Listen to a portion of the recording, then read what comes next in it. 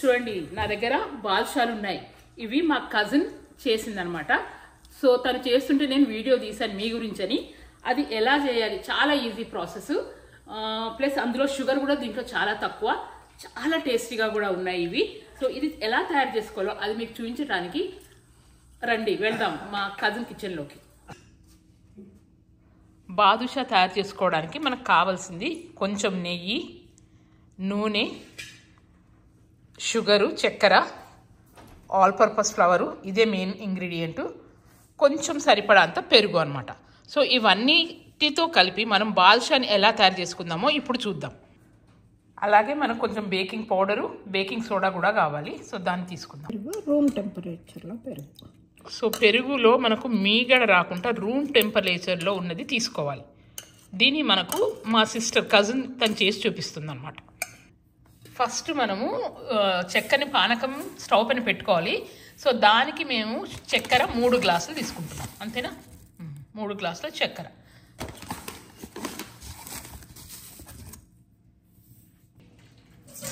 ఇప్పుడు మనం 3 గ్లాసుల చక్కెర తీసుకున్నాం కదా, దానికి 2 గ్లాసుల వాటర్ తీసుకోవాలి. మనము 3 గ్లాసుల చక్కెరకి 2 గ్లాసుల వాటర్ పోసి స్టవ్ పైన పెట్టి మధ్య మధ్యలో దాన్ని అడగంటకుండా కలుపుతూ ఉండాలి. చూసారు కదా, ఇప్పుడు మనం 3 గ్లాస్ షుగర్కి 2 గ్లాస్ వాటర్ పోసి స్టవ్ పైన పెట్టాం. ఈ విధంగా మరుగుతుంది. ఇప్పుడు ఇట్లా మరుగుతున్న తర్వాత జస్ట్ 3 మినిట్స్ తర్వాత స్టవ్ ఆర్పేసుకోవాలి.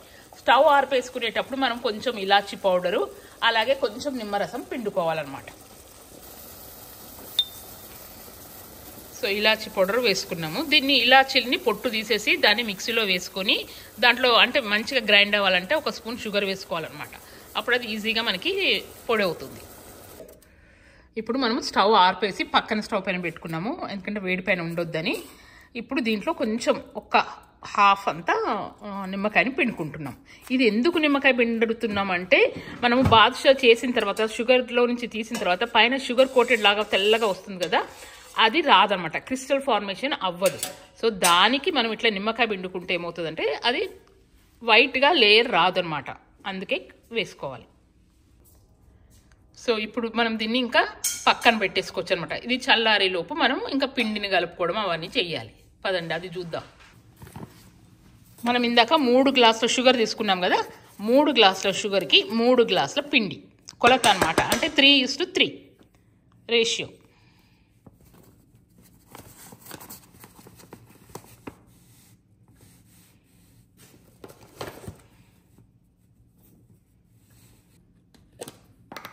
ఇప్పుడు మనం దీంట్లో బేకింగ్ పౌడర్ ఒక 1/2 టీ స్పూన్, చూసారు కదా, 1/2 టీ స్పూన్ బేకింగ్ పౌడర్. ఇప్పుడు బేకింగ్ సోడా కూడా 1/2 టీ స్పూన్ వేసుకోవాలి. So powder 1/2 tea spoon, soda 1/2 tea spoon. మంచిగా దాన్ని మిక్స్ చేసుకోవాలి, అంటే సమానంగా అంతా పిండికి పట్టేటట్టు. 3/4 కప్. ఓకే, 3/4 కప్ అంతా దానికి మనం పెరుగు తీసుకుంటున్నాము. సో ఇది అప్రాక్సిమేట్లీ. పెరుగు అనేది ఆప్షనల్. ఇప్పుడు మనము సుమారుగా ఎన్ని గంటలు తీసుకుంటున్నాం? నూనె 2 గంటలు తీసుకున్నాం. మా అందరి ఇళ్ళలో ఉంటాయి కదా ఈ గంటలతో 2 గంటలు తీసుకున్నాం నూనె. ఇప్పుడు నెయ్యి కూడా అందాజానే కొంచెం దాంట్లో పడింది చూడండి ఆల్రెడీ. సో ఒక గంటే నెయ్యి. ఇట్లా చేస్తే కనుక అది మంచి టేస్ట్ వస్తుంది అనమాట మనకి. ఇప్పుడు ఆ నెయ్యి గడ్డగా ఉంది కదా, దాన్ని కొంచెం కరగబెట్టుకుందాము. అందుకే స్టవ్ ఆన్ చేసి స్టవ్ పైన పెట్టుకుందాం. కొంచెం మెల్ట్ అయిన తర్వాత దాన్ని పిండిలో కలుపుకోవాలి. ఇది 10 సెకండ్లే పెట్టాము, ఎందుకంటే కొంచెం వేడి అది కరిగటం వరకే, మరీ ఎక్కువ వేడి పైన ఉండకూడదట.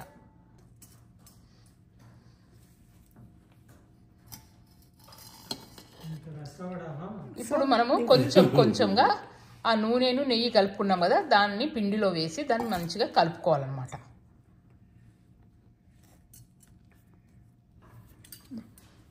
చూసిండ్రు కదా, ఇట్లా కలుపుకోవాలన్నమాట మనం అప్పుడప్పుడు. దాన్ని మధ్య మధ్యలో ఆ నూనె నెయ్యి వేసింది పిండిని ఇట్లా కలుపుతూ పోవాలి. ఇందాక మనం నెయ్యి నూనె తీసుకున్నాం కదా, దాంట్లో ఇంకా కొంచెం మిగిలింది చూసారా. ఎందుకంటే ఇప్పుడు మనము ఈ పిండిని కలిపేటప్పుడు నెయ్యి నూనె వేసినప్పుడు మనం ఇట్లా ముద్ద చేస్తే అది అట్లా ముద్దగా ఉండాలన్నమాట. అట్లా ఆ విధంగా అట్లా ఉంటేనే అది కరెక్ట్ కన్సిస్టెన్సీ అనమాట. ఇంకా మనకు ఆ నెయ్యి నూనె అవసరం లేదు. సో మీరు ఒకవేళ ఎక్కువ తీసుకున్నా కానీ ఇట్లా కలిపేటప్పుడు ఇట్లా రౌండ్గా ముద్ద చేసి చూసుకోండి పిడికల్లో. అట్లా ఉందనుకోండి అది కరెక్ట్ అనమాట. ఇప్పుడు కలపడం అయిపోయింది కదా. ఇప్పుడు ఇందాక నేను మీకు చూపించాను కదా 1/2 కప్ అంతా పెరుగు. ఇది కూడా ఆప్షనల్, కావాలంటేనే వేసుకోండి లేకపోతే లేదు. సో ఆ పెరుగుని దాంట్లో వేసి కలుపుకోవాలి.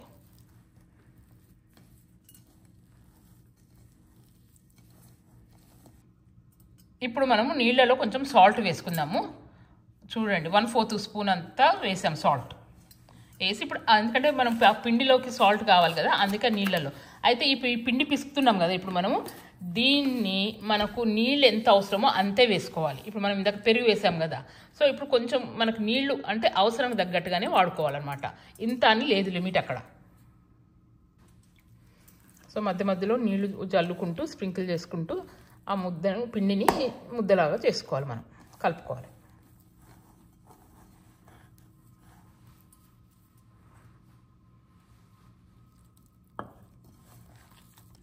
సో కొంచెం కొంచెం మనము వాటర్ని స్ప్రింకిల్ చేసుకుంటూ మనకు ఆ పిండిని ముద్దను కలుపుకోవాలి మనం.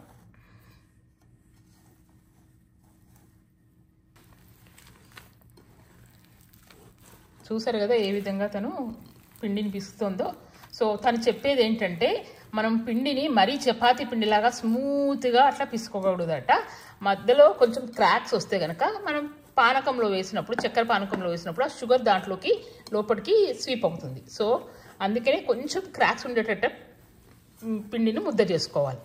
కాకపోతే ఎనర్జీ బాగానే యూజ్ చేయాల్సి వస్తుంది. చూడండి ఎంత బలం యూజ్ చేసి తను పిసుకుతోందో పిండిని. ఇంకా కన్సిస్టెన్సీ రాలేదు, సో ఇంకా కాలేదనమాట. సో అందుకే ఇంకా నీళ్ళు యాడ్ చేస్తుంది. చూడండి ఈ విధంగా పిండిని మనము పిసుకోవాలన్నమాట. సో ఈ కన్సిస్టెన్సీ వచ్చే వరకు మనం ఈ పిండిని పిసుకోవాలి. జాలి జాలిగా కావాలా? జాలి అన్నట్టే. ఓకే, ఇట్లా చూసారు కదా.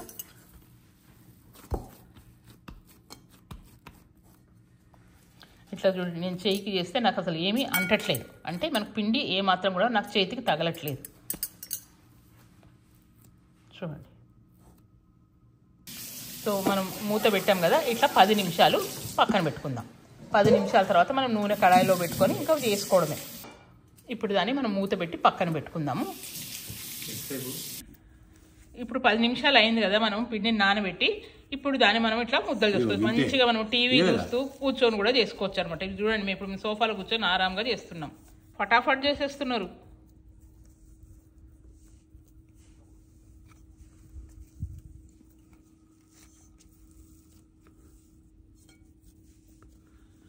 ఇగో ఈ విధంగా చేసుకోవాలన్నమాట. ముద్ద చేసి దాని మధ్యలో హోల్ చేయాలి. ఇప్పుడు నరేంజ్ చేస్తాడు మనకి. అంతేనా? అంతే. ఓ చాలా ఈజీగా అయిపోతున్నాయి. చూసారు కదా,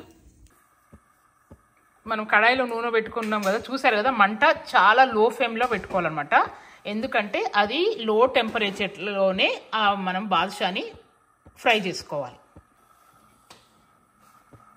చూసారు కదా, మనం ఒక డీప్గా ఉన్న ఒక ప్యాన్ పెట్టుకున్నాము. దాంట్లో నూనె పోసుకొని దాంట్లో కొంచెం నెయ్యి వేసుకున్నాం అనమాట.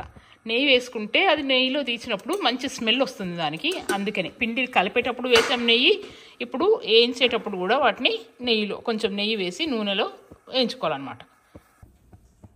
ఇప్పుడు మనం చిన్న పిండి ముద్ద వేసుకొని చూసుకున్నాం అనమాట. మనం అది వేసినప్పుడు టక్కున పైకి రావద్దు, స్లోగా పైకి రావాలి. అంటే అది నూనె మనకు కావాల్సినంత టెంపరేచర్లో వేడైందనమాట. ఇప్పుడు దాన్ని స్టవ్ని ఆర్పేసుకుందాం. అంటే నూనె మరీ ఎక్కువ వేడి అవ్వలేదు మనకి, కొంచెం గోరువెచ్చ కన్నా కొంచెం ఎక్కువైంది. ఇప్పుడు మనం ముద్దలు చేసి పెట్టుకున్నాం కదా, వాటిని ఇట్లా 2 దిక్కుల లొంతలాగా పెట్టుకోవాలన్నమాట. అప్పుడే మనకు ఆ బాదుషా షేప్ కనబడుతుంది. చూసారు కదా, మనం నూనెలో వేసినాం, అది పైకి రాలేదు అంటే అట్లా పైకి రాకూడదు అనమాట. అది మెల్లగా దానికదే పైకి వస్తుంది ఆ ఉన్న వేడిలోనే. ఆ స్టవ్ను కూడా మనం ఆర్పేసాం. సో ఈ విధంగా ఈ బాదుషాని మనం ఫ్రై చేసుకోవాలి. సో అట్ ఏ టైం ఎన్ని వేసుకోవచ్చు మనం? దాంట్లో పట్టే అన్ని వేసుకోవచ్చు. చూడండి, దాన్ని ఈ విధంగా లొంత చేసుకుంటున్నాం 2 దిక్కుల వేసి. దాంట్లో నిండా సరిపడానన్నీ వేసుకోవాలి మనం.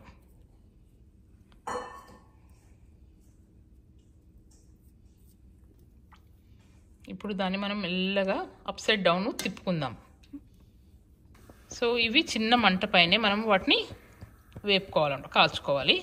అవి పైకి వస్తే అప్పుడు అవి పొంగుతాయి అన్నమాట. చూడండి, ఇక్కడ మనం ఇందాక చేసి పెట్టుకుందాం కదా చక్కెర పానకము, ఇది చల్లగా అయిపోయింది. చూడండి, ఇప్పుడు సైమల్టేనియస్గా పక్కన ఇది పెట్టుకున్నాం మనం. అవి వేసినాక స్టవ్ ఆన్ చేసుకోవాలి. ఇప్పుడు మనం వేసాం కదా, ఇప్పుడు మళ్ళీ స్టవ్ని ఆన్ చేసుకున్నాం. దాన్ని తిప్పలేదు ఇందాక, తిప్పొద్దు వాటిని. దాన్ని జస్ట్ నూనె అటు ఇటు కదుపుకోవాలి. పైకి లేవడానికి హెల్ప్ చేస్తున్నాం అన్నమాట వాటికి. ఓకే, వాటిని పైకి లేవడానికి దాన్ని నూనెను అట్లా కలుపుతుంటే అవే మెల్లగా పైకి వస్తున్నాయి. చూడండి, అవి పైకి తేలుతున్నాయి, స్విమ్ అవుతున్నాయి. చూడండి ఎంత బాగా కనబడుతున్నాయో. చూడండి అన్ని పైకి ఎలా తేలినాయో. సో ఈ విధంగా అవి తేలుతూ ఉండాలన్నమాట.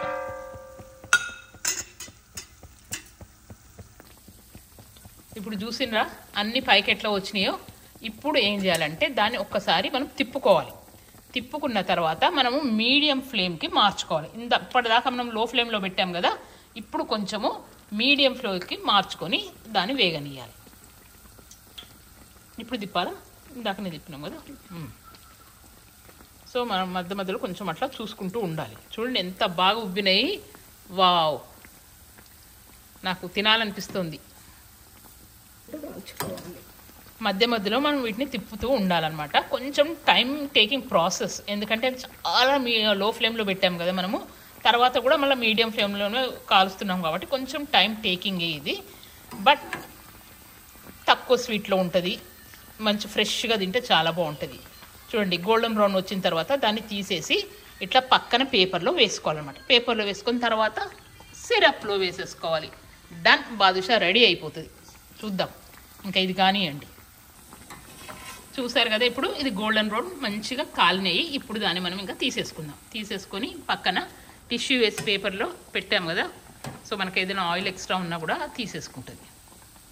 సో పక్కన పెట్టుకుందాం ఈ విధంగా అన్నీ తీసేసి.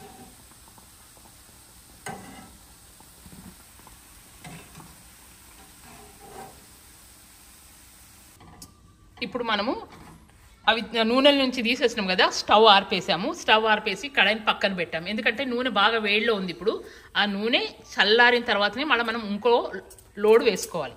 ఇప్పుడు ఇక్కడ మనం ఇది తీసి పెట్టుకున్నాం కదా టిష్యూ పైన, దాన్ని ఇంకా ఈ సిరప్లో వేసుకుందాం ఒక్కొక్కటిగా.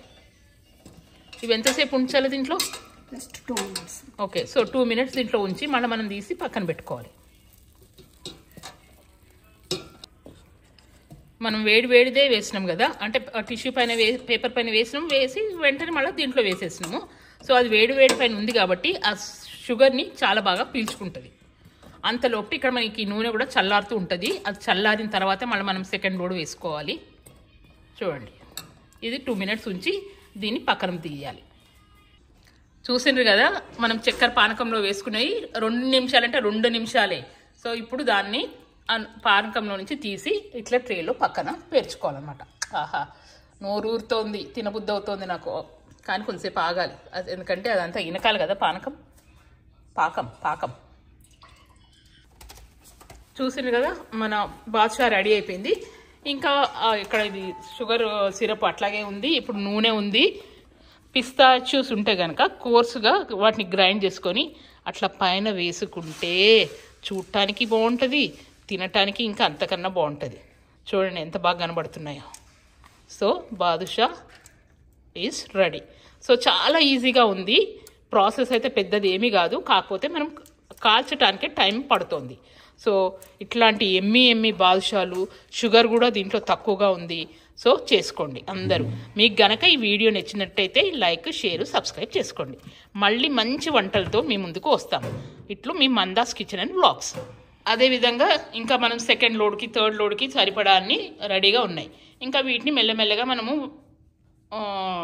బ్యాచెస్గా వేసుకొని ఫ్రై చేసుకుందాం. బాదుషాలు రెడీ అయినాయో లేదో, మా నరేన్ రెడీగా ఉన్నాడు తిని మనకు రివ్యూ ఇవ్వడానికి. తిని చెప్పు నరేన్, ఎలా ఉందో చెప్పు మాకు.